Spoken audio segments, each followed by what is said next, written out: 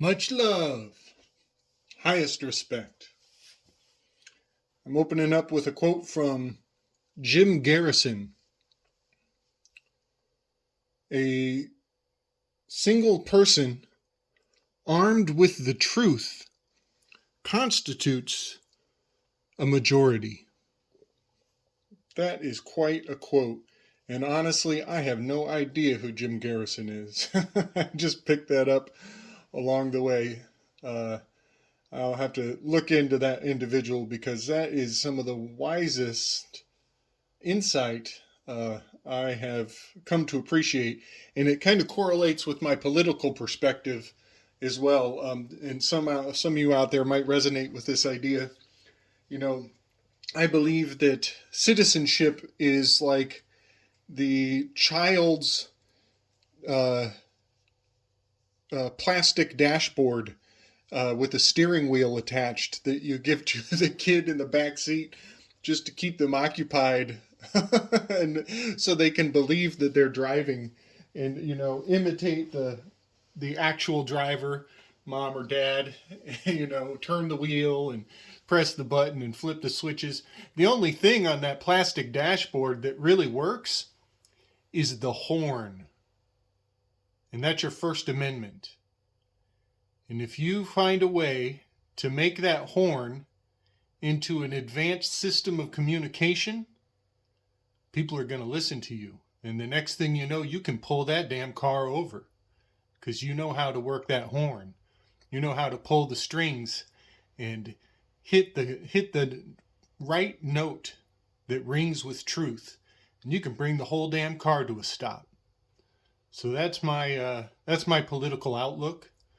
And with that in mind, we are going to blow our horn as loud as we can. And we're going to sing songs of truth until we're heard. Who's with me? This one is quite convoluted. It is a culmination of many of my previous videos. I will be kind of a little bit all over the place. May have to go a couple rounds to get it all in. But I will include in the show notes some of the hidden signs and symbols and just obscure history of the NFL and the logos and mascots of the NFL. And I'm going to overlay those logos and mascots and random historical facts onto my my revelation of the tarot Tories. And having discovered that the zodiacal stations have a perfect correspondence with the slogans and mottos and icons of the United States, and that those 12 stations have corollaries in the tarot, the major arcana of the tarot. And so if you haven't seen that, you might have to go back. I know the list of the to-do list is no short order, but look in the show notes. I'm going to include the hidden history of the mascots and icons of the NFL. And I will point out, also we're going to blaze through some of the Hebrew alphabet as we go through this.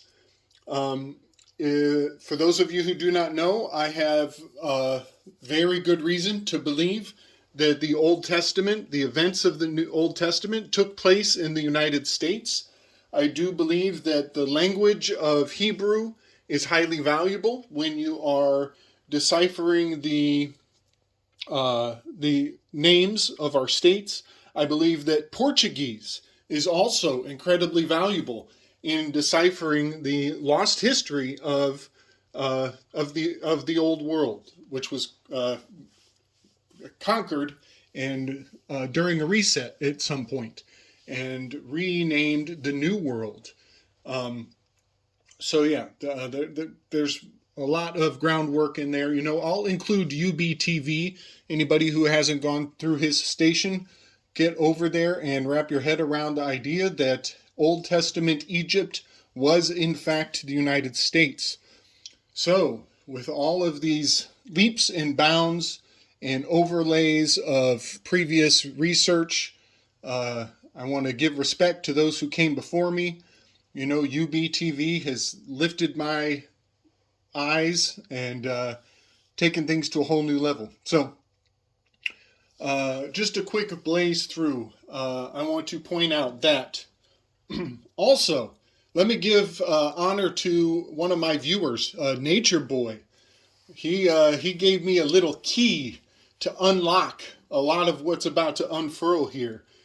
Nature Boy dropped in my comments that Kentucky has a nickname. They've been told that Kentucky means land of blood.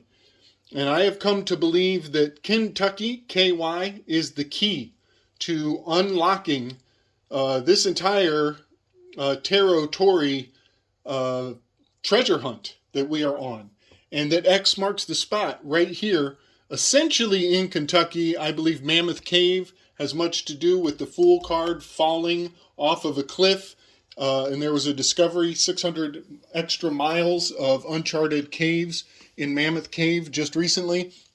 I think all of this has much to do with the yod, the Y shape of this branch of the Mississippi, where it splits right there at the southern tip of Illinois. I will point out that Illinois in reverse is Zion Ili, which is the hill of Zion. And at the very bottom, southernmost tip of Illinois, along the river, right there at that yod, is a city named Cairo, which is, to me, is Cairo. And, you know, many aspects of the Old Testament take on new shape when you get into researching what is called Little Egypt here. A lot of the locations and cities in that area have false history overlay, and they are imitating Old Testament Egypt as quite a smokescreen. And, you know, we're being told that it's just from lack of creativity that these names from Europe and from Africa, that they repeat here in America. But there's much more to know underneath that little smokescreen. So I want to get into a quick rundown of the NFL. What these letters reveal when we run them through the Hebrew cipher. N would be fish, F would be nail, and L would be oxgoad, which is lamed, number 12. And what I see when I read that, fish, nail, oxgoad, I see an indication of the age of Pisces. Which is the previous age, and we are currently moving into Aquarius, which is very profound to me because the NFL just experienced a shutdown. We have passed over a threshold, and we are coming into a new age. And so I would not be surprised if some aspects of this acronym also undergo some adjustments. So just some thoughts, but I just wanted to point out that NFL does point to the age of Pisces very heavily when you run it through the Hebrew cipher. And another point I want to make is that X marks the spot right here in Kentucky. And I have done in my previous works, I have run the word Kentucky through the Portuguese lexicon, and it comes out as caindo aqui, which is falling right here. And falling right here tells me that the F.aL.l. card, who is falling off the cliff, it belongs at that X marking the spot. And isn't it interesting that the first word in the Hebrew alphabet means O-X. Ox marks the spot. And I would also point out that Oz means goat in Hebrew. So here we may have the first goat, which is obscured into the concept of an ox, which is, a working herd animal. Very similar concept.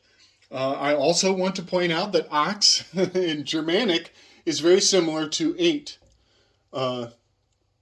So when you do the gematria for the word land of blood, which Nature Boy brought to my attention, you will get the number 1, which Fool card is the first card, number 0, but it is the first card.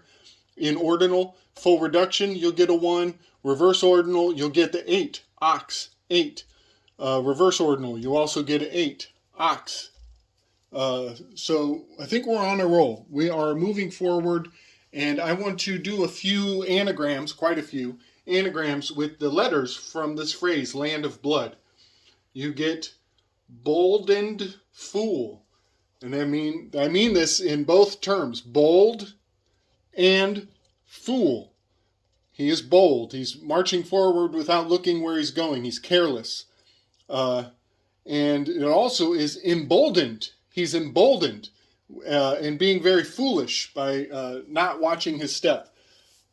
I also get day, the daylight, blonde hair, blonde fool. You get banned old fool, which to me, we're talking about the NFL, the Nephilim were banned from heaven a long time ago, and they fell to earth. So, to some degree, we may be marking Mount Hermon here, where the Nephilim fell to earth. I'll also point out, fool lands on the date of birth. And I do believe that, the birth certificate is quite the linchpin in, accomplishing sovereignty and getting back onto the land. When we fall into this world, we land on that birth certificate. Our footprints, our first steps, without looking, completely unaware and oblivious, innocent as could be, brand new, just having come through the gates into this world, we land on that date of birth, which Kurt Kallenbach has much to say about claiming the 9 months that you are in the womb. So moving forward, this one, do no bad or fall. That's kind of a stretch. I just thought I'd throw it in there. Do no bad or fall. But again, here we have the N.F.L. They are in a fall. The Nephilim are in a fall perpetually. So quite a bit of signs and symbols hidden inside this land of blood. And now I want to run it all through the Portuguese cipher. I found this to be incredibly valuable. Portuguese was the slave traders' language. And having a rudimentary grasp or, keeping Portuguese on your radar if you're doing Google Translate, I have found many treasures when I run certain anagrams through the Portuguese cipher. And here you get do no boa de fool. And that means no good fool. And I think that's the bingo. I think we've hit the target there. Oh, I skipped Donald. Donald B. Fool. And I think it's profound because B is a 2 in gematria. And so here you even get Donald T. Fool. Donald Trump was the Fool card, to be sure. Blonde hair. All of these things kind of fall into certain special context when you consider this anagram hidden in the phrase land of blood.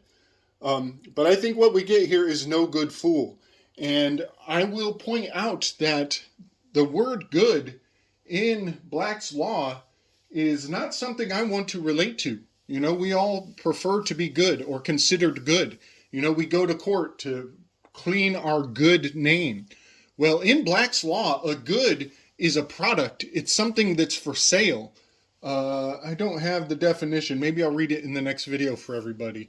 But you don't want to be a good. No good, fool. Don't be a good. Don't be a product. Don't be for sale. Don't enter into this contract, and because your soul may not be redeemable afterwards when you enter into Babylon. Much to think about. You know, a lot of double speak going on. So my last point for this video, I will point out that we just crossed over the fall equinox. Equinox. Equine is horse. And here we have ox. And the Fool card, the first card, is the ox. X marks the spot. And you will notice this line right here is the spring equinox here with Aries, and the falling equinox over here.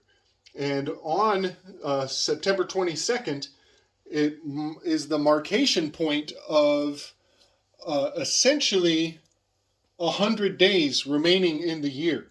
100 days remain.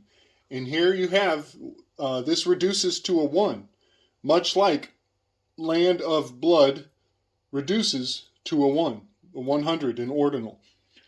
So I do believe that we are quite onto something with having this marcation, this dividing line that marks X marking the spot.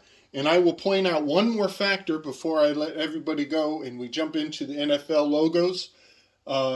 In football, when the coach gets on the chalkboard, he will draw up a dividing line, this line of scrimmage, and on one side he will have all the O's, and on the other side he will have all the X's. And those are the fools. Those are the fools who will play the game and do the bidding, the will of the coach. Football is the hidden hand at its finest. Those idiots are destroying themselves for money, for filthy lucre, for public praise, out of pride. So I'm going to cut it off there. And we're going to step away from the anagrams, the 100 days, and the gematria of the Fool card. But I just wanted to point out that the first letter of Hebrew is the ox. And NFL uses O's and X's to fight one another, very much indicating the art of the hidden hand is at play, you know, commanding others to do your bidding. Much love, everybody. Peace.